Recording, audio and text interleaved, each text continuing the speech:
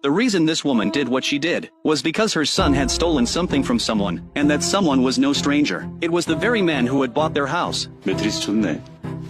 Every time the wife thought about that creep's face, it made her stomach turn. She couldn't let her son have any kind of mark on his record, so she went to see the man, swallowed her pride, and put on a smile, hoping he would let it go. But the man wouldn't budge. The wife let out a helpless sigh, and glanced around nervously, as if she had made up her mind about something. Without a word, she took off her jacket. The man froze, right in the middle of their back and forth. Her husband walked in. The wife frantically pressed her clothes against her chest, seeing her husband appear out of nowhere.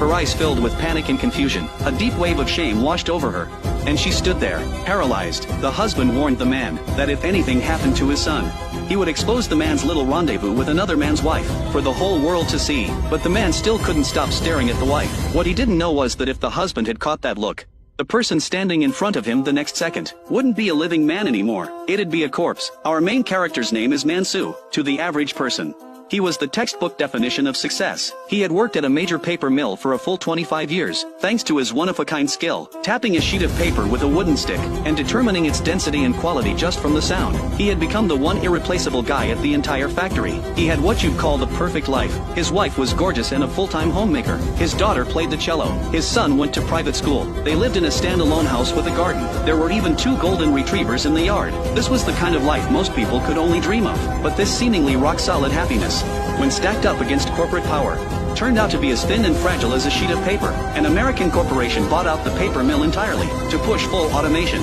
The new owners decided to lay off every older, higher-paid employee. Mansu had just won the annual Master Papermaker Award. He didn't even get the chance to hand off his work. He was simply shown the door. 너 혹시 장어 선물 받았냐?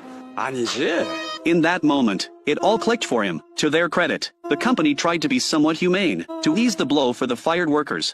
They arranged a psychology seminar. The speaker noticed how down Mansu looked, and immediately came over to offer some encouragement.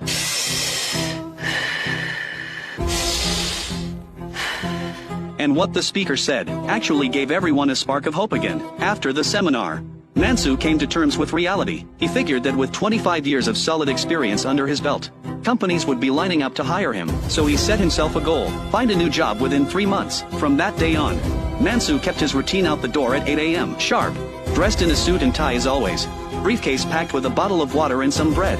Going from one interview to the next. At one interview, Mansu sat in the bright sunlight. Across from him were several interviewers. The light was so harsh he could barely keep his eyes open. That was actually part of the interview design. They used this trick all the time to intimidate applicants.